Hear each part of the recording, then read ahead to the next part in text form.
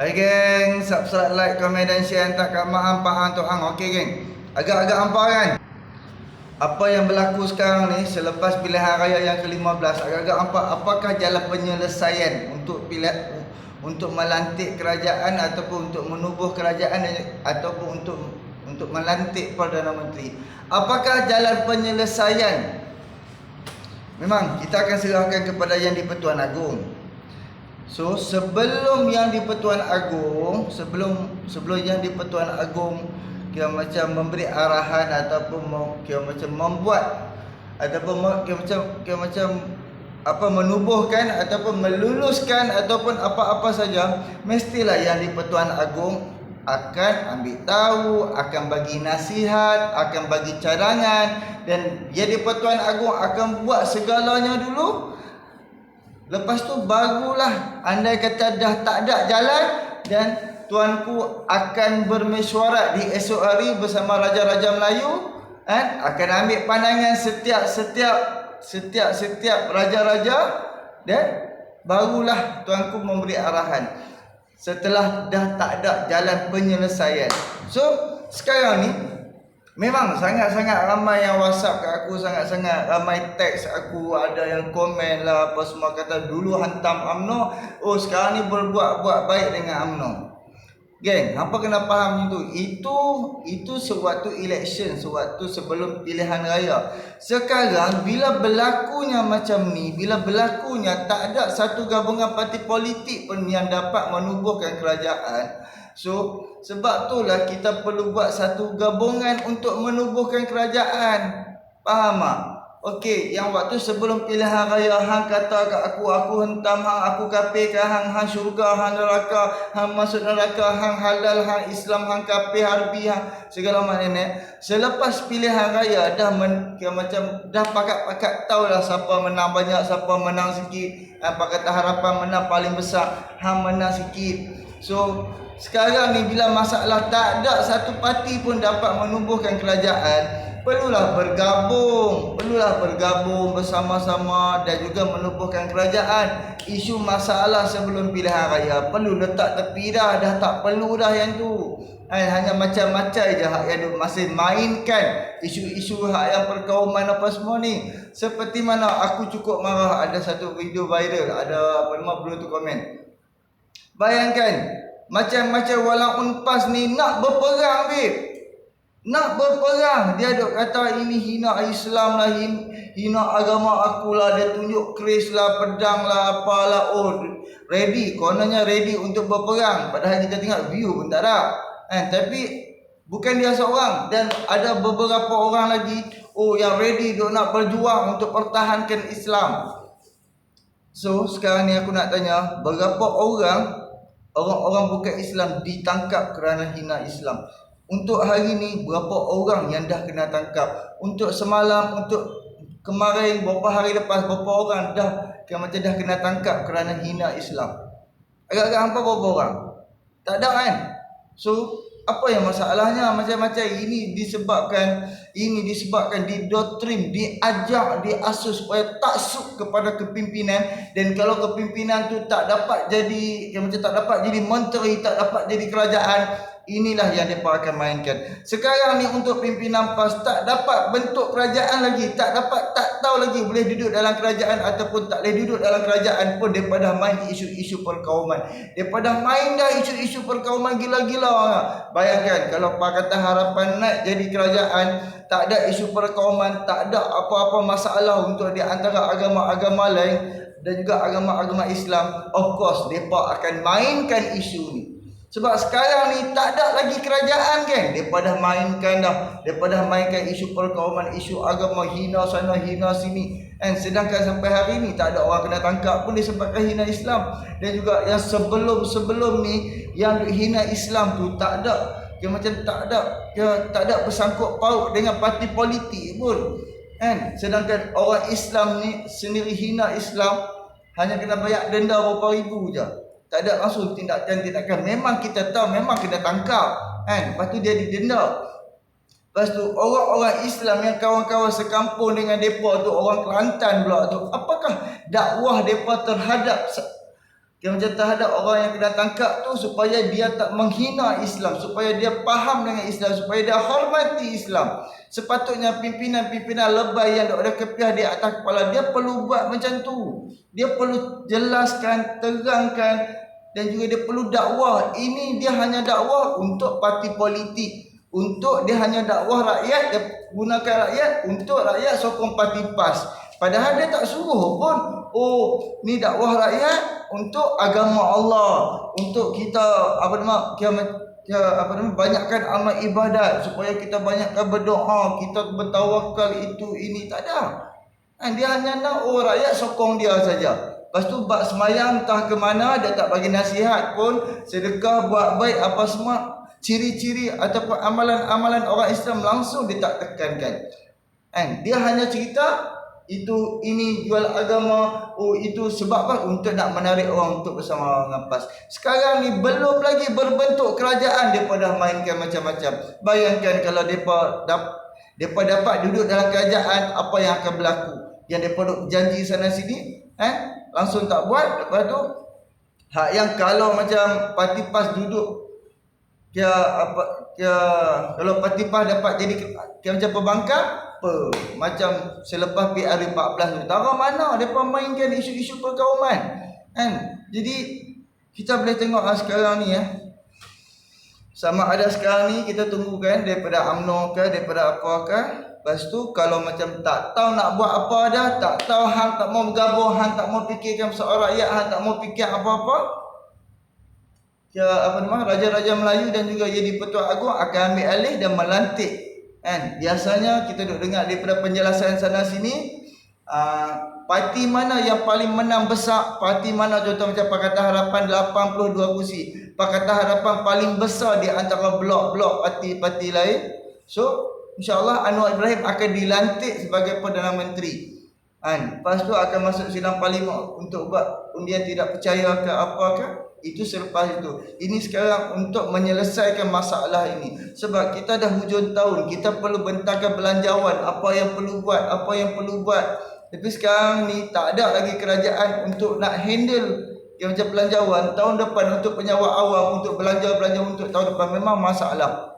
So sekarang ni aku boleh tengok, aku dapat faham, aku duk dengar lagi beberapa orang menjelaskan kenapa UMNO tak mau bersama PH, kenapa UMNO tak mau bersama PN. Sekarang ni untuk macam Barisan Nasional, dia paling takut kalau dia bersama Perikatan Nasional. Yang orang-orang yang sewaktu zaman Muhyiddin dan juga waktu zaman Ismail Sabri, yang mana dulu jadi menteri, of course lah nak bersama Perikatan Nasional. Sebab mereka tahu macam Hishamuddin kat Ismail Sabri, memang mereka nak lah bersama PN. Sebab apa? Bila bersama PN, tahu dah mereka akan dapat kedudukan, mereka akan dapat menteri, mereka akan dapat timbalan Perdana Menteri, mereka akan dapat timbalan menteri, mereka akan dapat kedudukan.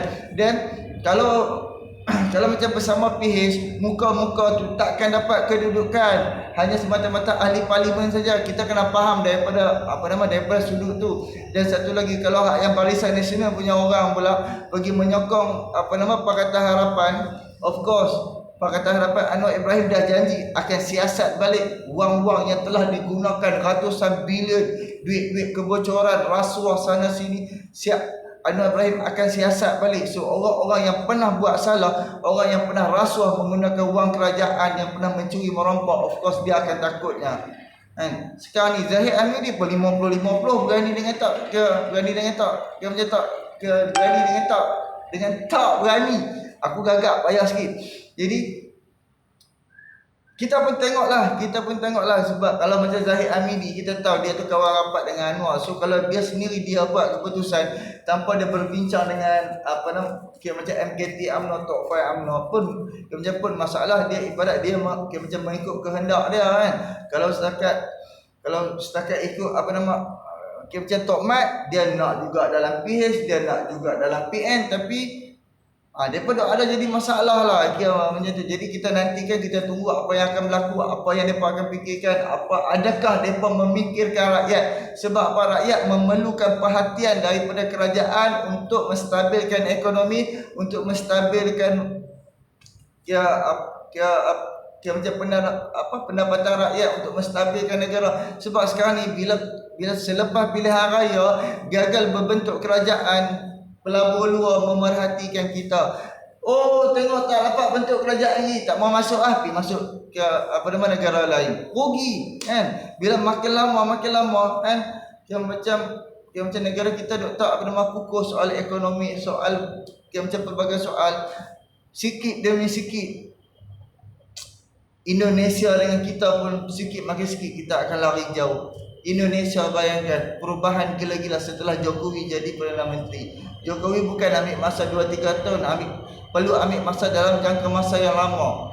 Kan? Jadi kita harapkan orang yang sepatutnya jadi Perdana Menteri, bukannya orang yang dia tak pernah ada pengalaman, dia tak tahu pun apa-apa masalah macam mana Ismail Sabri sebelum ni. Dia hanya tahu dia boleh jadi kedudukan tu pun sebab latihan politik. Disebabkan dulu Ismail Sabri dia ketua perbankang. So, Muhyiddin Yassin bagilah kedudukan yang tinggi macam kepada Ismail Sabri, sebab sedangkan Ismail Sabri tak ada pun pengetahuan. Kan? Jadi kita nilai sendirilah, kita fikirkanlah, kita mengharapkan rakyat Malaysia mengharapkan pimpinan yang naik selepas ini, pimpinan yang berpengetahuan, orang yang sah, orang yang tahu masalah-masalah negara, masalah sesuatu bidang, tak kiralah bab ekonomi, bab pertanian, bab macam perdagangan, bab Perdana Menteri ke, timbalan Perdana Menteri ke, bab kewangan. Kita perlu orang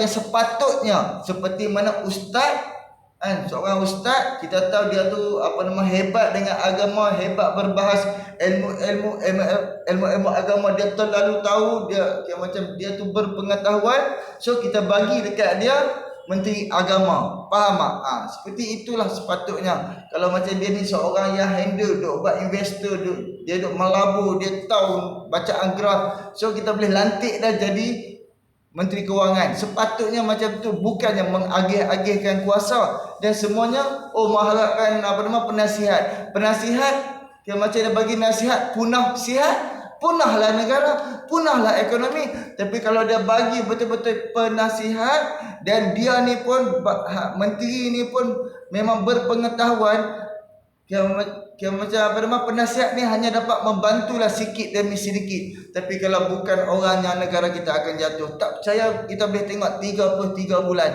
33 bulan tu apa boleh nilai sendiri, yang menjadi menteri bukan orang-orangnya, bukan sepatutnya dia tu.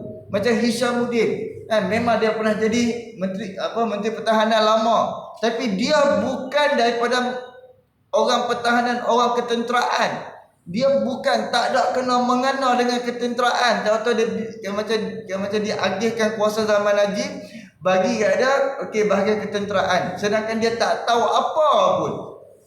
Faham tak? Jadi kalau sepatutnya bahagian Menteri Pertahanan kena bagi siapa yang pernah jadi veteran askar, siapa yang tahu susah senang untuk menjadi ketenteraan, tak kira tentera laut ke, darat ke, udara ke, patutnya kena bagi pada orangnya, bukannya bagi agihkan. Padahal menteri-menteri yang jadi di dalam kabinet apa pun tak tahu. Jadi kan, nanti kan kita tengok esok adalah mesyuarat Raja-Raja Melayu kan, kita perlukan buat perubahan, kita perlu nilai, kita perlu ubah Malaysia menjadi yang lebih baik kan. Kita mengharapkan macam daripada aku mengharapkan Anwar Ibrahim dapat jadi Perdana Menteri, dan Anwar Ibrahim dapat handle segala masalah-masalah, dapat, terutama Rafizi Ramli kena ada dalam kabinet kalau tanya aku.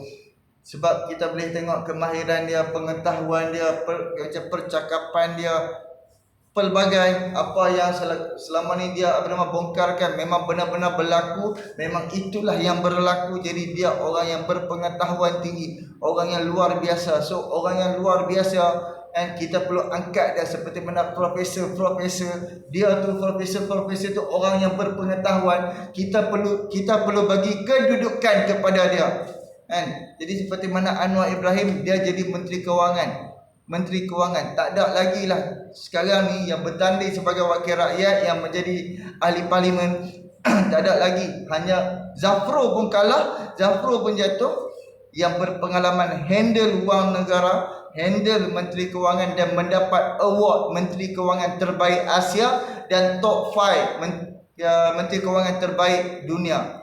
Dan seperti mana kita pun tahu 1997 ekonomi Malaysia jatuh dan Anwar Ibrahim dapat menguruskan negara kita, dapat menguruskan ekonomi sehingga Anwar Ibrahim 1998 dia dapat Menteri Kewangan terbaik Asia. So fikirkan demi masa depan negara, anak-anak kita, cucu-cucu kita. Kalau pimpinan yang naik sekarang ni yang akan datang, yang menjadi menteri, menjadi Perdana Menteri, bukan ahli-ahlinya hanya memikirkan kedudukan, hanya memikirkan kuasa, Malaysia akibat kita kena tanggung. Depa tak kena tanggung kan. Depa duduk di dalam kabinet, apa yang ada depa bagi ya, sehingga simpanan rakyat pun depa benar keluarkan.